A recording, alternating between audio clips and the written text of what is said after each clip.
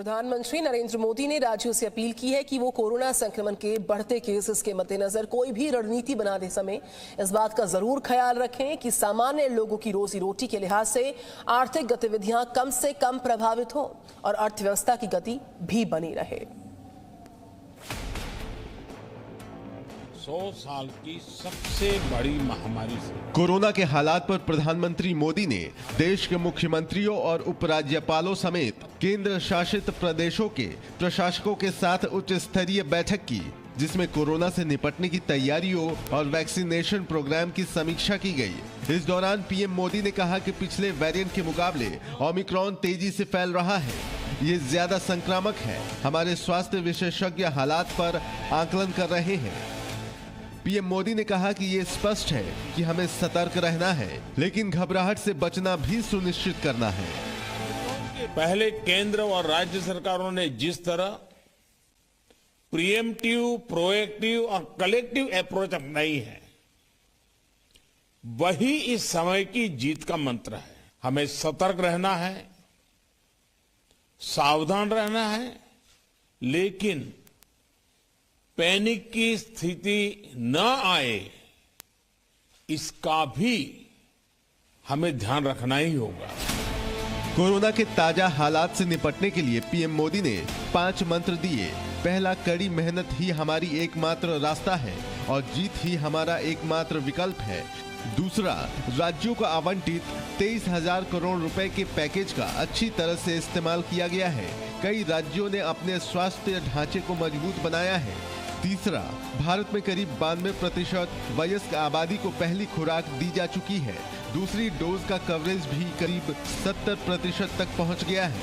चौथा, अर्थव्यवस्था की गति को बनाए रखा जाना चाहिए, इसलिए बेहतर होगा कि लोकल कंटेनमेंट पर ज्यादा ध्यान दिया जाए। पांचवा, नए वेरिएंट ओमिक्रॉन के बावजूद महामारी से निपटने के लिए वैक्सीनेशन सबसे शक्तिशाली तरीका है। कोरोना को हराने के लिए हमें अपनी तैयारी हर प्रकार से आगे रखने की जरूरत है।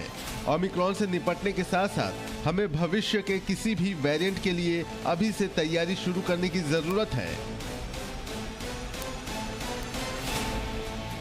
वर्चुअल मीटिंग में गृह मंत्री अमित शाह, केंद्रीय स्वास्थ्य मंत्री मनसुख मंडाविया समेत कांग्रेस शासित राज्य पंजाब के मुख्यमंत्री चरणजीत सिंह चन्नी, राजस्थान के सीएम अशोक गहलोत और छत्तीसगढ़ के सीएम भूपेश बघेल भी मौजूद रहे। ब्यूरो रिपोर्ट, जी मीडिया। कोरोना की दूसरी लहर में बच्चों के कोरोना से संक्रमित होने के कई सारे केसेस सामने आए थे और इससे बच्चों के पेरेंट्स की चिंता काफी बढ़ी भी थी। लेकिन आईसीएमआर की एक रिपोर्ट की माने तो बच्चों के लिए ज्यादा खतरनाक नहीं है कोरोना का डेल्टा वेरिएंट। इस रिपोर्ट पे नजर।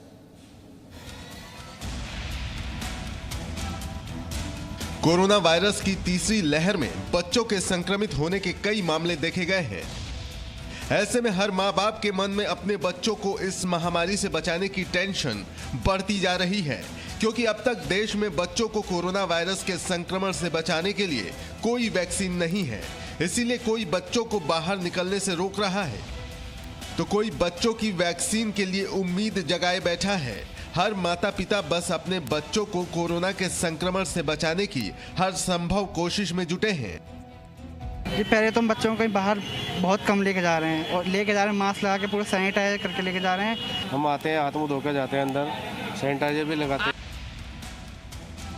लेकिन अब ऐसे माता पिता के लिए राहत की खबर है। आईसीएमआर की एक स्टडी के मुताबिक देश के आधे से ज्यादा बच्चों को खतरनाक डेल्टा वायरस का संक्रमण हो चुका है। लेकिन राहत की बात यह है कि इन बच्चों में डेल्टा वेरिएंट के हल्के लक्षण ही रहे हैं और बच्चों को अगर अस्पताल में इलाज के लिए भर्ती कराने की जरूरत पड़ रही है तो अस्पतालों में बुखार और खांसी की हल्की दवाओं से इलाज करने की कामयाबी मिल रही है। ऐसे में अगर आपके बच्चों को हल्के लक्षणों के साथ कोरोना वायरस ने अपना शिकार बना लिया है तो भी आपको घबराने की जरूरत नहीं है। ज़्यादातर बच्चों के अंदर लक्षण 3 से 4 दिन के अंदर खत्म हो रहे हैं और बहुत ही कम बच्चों को हॉस्पिटलाइजेशन की जरूरत पड़ रही है। पेरेंट्स को चाहिए कि बच्चों के अंदर ज़्यादा स्ट्रॉन्ग दवाइयों का इस्तेमाल ना करें। बुखार के लिए सिर्फ पैरासीटामोल दवाई काफ़ी है।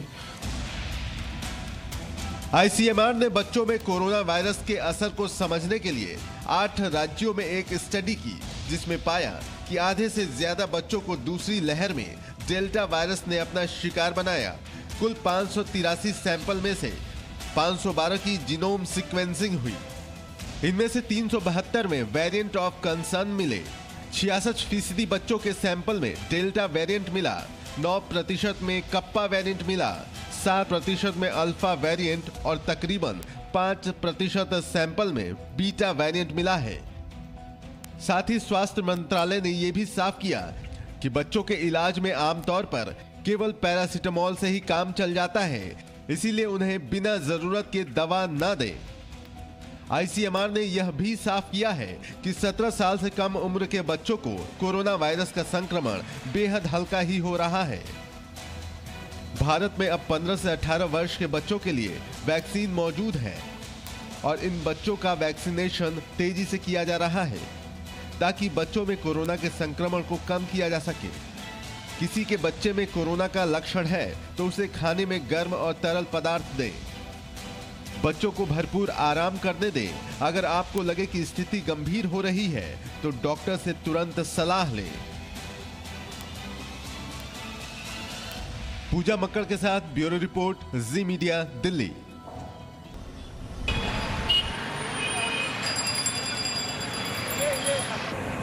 कोरोना महामारी की वजह से पूरी दुनिया ने बीते 22 महीनों में जबरदस्त बदलाव देखा है। इस बदलाव में सबसे अहम है अपने रोजगार को बरकरार रखने के लिए वर्क फ्रॉम होम कल्चर का धीरे धीरे विकसित होते जाना। अब इसी बदलाव को ध्यान में रखते हुए लोग बिल्डर्स के पास अपने सपनों के घर में बदलाव कराने की मांग करने लगे हैं, जिसके लिए बिल्डर्स ने अब घर के किसी एक हिस्से में वर्क फ्रॉम होम या फिर आइसोलेशन रूम बनाने की शुरुआत कर दी है। घर चाहिए तो जो 1 बेडरूम जो चाहते थे वो क्या चाहते कि 1.5 बेडरूम चाहिए, एक स्टडी रूम चाहिए, एक छोटा रूम चाहिए, उसमें से वो घर में ऑनलाइन काम कर सकता है। जो 2 बेडरूम जो अफोर्ड करते थे उनको 2.5 बेडरूम चाहिए। कोरोना काल में वर्क फ्रॉम होम का जो कल्चर बढ़ा है, इसको ध्यान में रखते हुए अब लोग अपने बिल्डर से ये डिमांड कर रहे हैं कि कोई वर्क स्टेशन नुमा जगह उनके लिए तैयार की जाए जहां पर वो वर्क फ्रॉम होम कर सकें। कोरोना काल में वर्क फ्रॉम होम कल्चर ने लोगों की डिमांड को बदलने का काम किया है। 2 साल पहले की गई फ्लैट की बुकिंग में लोग अब अपने हिसाब से बदलाव करवाना चाह रहे हैं, बल्कि ये कहा जाए कि हालात के मद्देनजर अब उनको एक ऐसा स्पेस चाहिए जहां उन्हें ऑफिस जैसा माहौल मिल सके, ज्यादा ठीक होगा। जैसे कि आप देख रहे हो, ये हमारा एक एग्जिस्टिंग डिज़ाइन है जिसको हम लोग ने चेंज किया था considering the demand that we had. सबसे पहले हम आते हैं ये बेडरूम में। जो बेडरूम है ये आपका, ये पहले से बेडरूम नहीं था, दिस वाज अ किचन जो हम लोग ने यहाँ पे शिफ्ट किया है। ये प्रोजेक्ट हमारा कोरोना आने के पहले हम लोग ने लॉन्च कर दिया था और कोरोना के टाइम पे हमने देखा कि इसका डिमांड बढ़ रहा है। आफ्टर द फर्स्ट वेव और सेकेंड वेव के बीच में एक छोटा सा विंडो मिला था हमको जहाँ पे वापस बिजनेस वॉज गोइंग इन, और वहाँ पे हम लोग ने ये देखा कि हमारे पास एक डिमांड ऐसी बढ़ रही थी जहाँ पे लोग वर्क स्टेशन चाहते थे अपने ही घर में। मुंबई के रहने वाले आईटी प्रोफेशनल अखिल मामबुले ने अपने फ्लैट में अपने हिसाब से बदलाव करा लिए हैं। अपने छोटे से फ्लैट में अब उनके लिए एक छोटा सा वर्क स्टेशन बन गया है जिसका वे इस्तेमाल भी कर रहे हैं। ऐसा था कि हमें किचन कैसा अंदर था, ये किचन का एरिया था और वो बाहर था, वो हॉल बनने वाला था। तो मैं सोच लिया कि सिंस हम लोग इधर अंदर मैं छोटा सा रूम बना सकता हूँ अपना काम के लिए, पर्सनलाइज, जो थोड़ा मुझे अच्छा स्पेस मिले। तो मैंने बिल्डर से बात किया कि हम क्यों ना बाहर किया जाए जो किचन है, कुछ मॉडिफिकेशन करके आप दें, मॉडिफिकेशन करके लाइक ओपन किचन। तो मैंने काफ़ी सारे ब्राउज किए कि सिंगापुर का ओपन किचन का टाइप होता है। तो मैंने बताया यहाँ का सेल्स वालों से, तो उनसे बात हुआ, फिर उन्होंने अपना मंथन जी से बात किया, फिर मंथन ने मेरे से बात किया। तो हम लोग ऐसा डिस्कशन से हम लोग ने फिगर आउट किया कि ऐसा कर सकते हैं। कस्टमर्स की डिमांड के आधार पर जो आर्किटेक्ट हैं, बिल्डर्स हैं, वो डिज़ाइन बदलकर अब नए तरीके से जो घर बन रहे हैं उसमें वर्क फ्रॉम होम कल्चर की जो शुरुआत है उसको ध्यान में रखा जा रहा है। कैमरा पर्सन अभय के साथ Ashwin Pandey, Zee media, Mumbai. Presenting B News app, available on Google Play and App Store. Download it now.